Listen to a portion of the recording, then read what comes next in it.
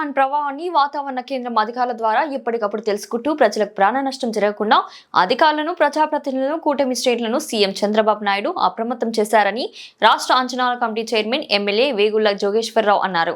Doctor BR Ambedkar Konaseema జిల్లా కపిలేశ్వరపురం మండలం నేళ్లుటూరు గ్రామంలో ఏర్పాటు చేసిన పునరావాస శిబిరాలలో తలదాచుకున్న తుఫాన్ బాధితులకు బియ్యం, కందిపప్పు, పంచదార, వంట నూనె, బంగాళాదుంపలు వంటి నిత్యావసర సరుకులతో పాటు ₹1000 నగదును ఎమ్మెల్యే వేగుల పంపిణీ చేశారు. విపత్తుల నిర్వహణలో సీఎం చంద్రబాబు నాయుడుకు ఎవరు సాటి రారని వేగుల ప్రశంసించారు. మోంతా తుఫాను తీరం దాటి 24 గంటలు దాటకుండానే సీఎం చంద్రబాబు బిఆర్ అంబేద్కర్ కోనసీమ జిల్లాలో పర్యటించి నష్టం అంచనాలు తెలుసుకున్నారన్నారు.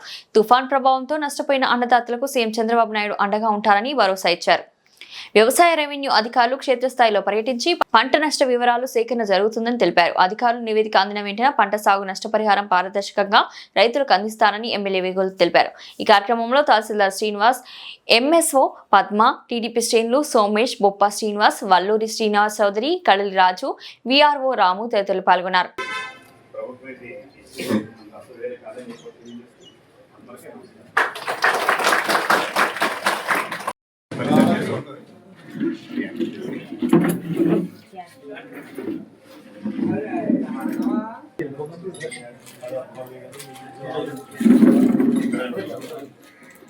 మీరిద్దరా అండి 2000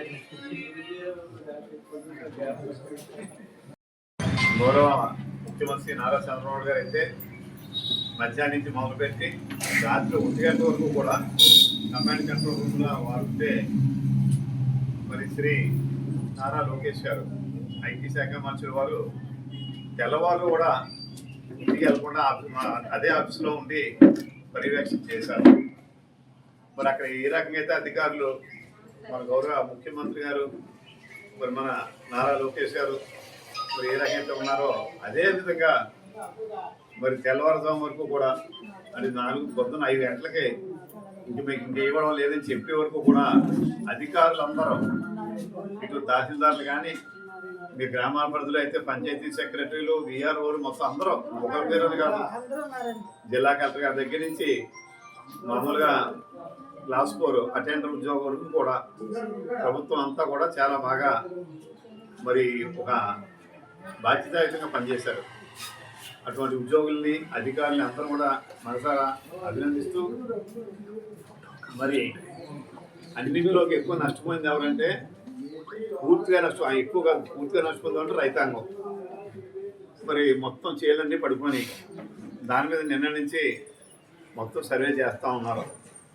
మరి నాకేం అర్థం లేదు, ఎక్కడ తప్పు చేసేస్తున్నారని చెప్పి నిన్న మరి వైఎస్ఆర్ పార్టీ నాయకులు గారు ఏదో స్టేట్మెంట్ ఇస్తున్నారు. ఇక్కడ ఆయన హయాంలో లాగా మండపేట నియోజకవర్గంలో ఇవాళ కాదు మొదటి నుంచి కూడా వెనక సంగీత వెంకటరెడ్డి గారు మంత్రిగా శాసనసభ్యులు ఉన్నప్పటి నుంచి కూడా మన ఏరియాలో ఇటువంటి విపత్కర పరిస్థితుల్లో రాజకీయం చేయడం అనేది ఇప్పుడు చూడలేదు మనం.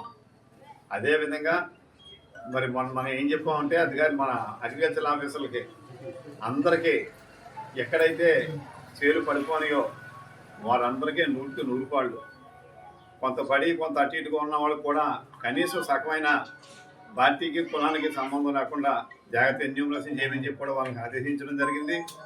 అంతే తప్ప ఇటు తెలుగుదేశం, ఇటు జనసేన, ఇటు బీజేపీ, ఇటు వైఎస్ఆర్ అని చెప్పి ఎక్కడ కూడా విచక్షణ మరి మన మండపేట నియోజకవర్గంలో గత 4 ఏళ్ళు తప్ప ఎప్పుడు కూడా లేదని చెప్పి కూడా ఈ సందర్భంగా తెలియజేస్తూ అటువంటి పొరపాట్లు ఎక్కడ జరగవు.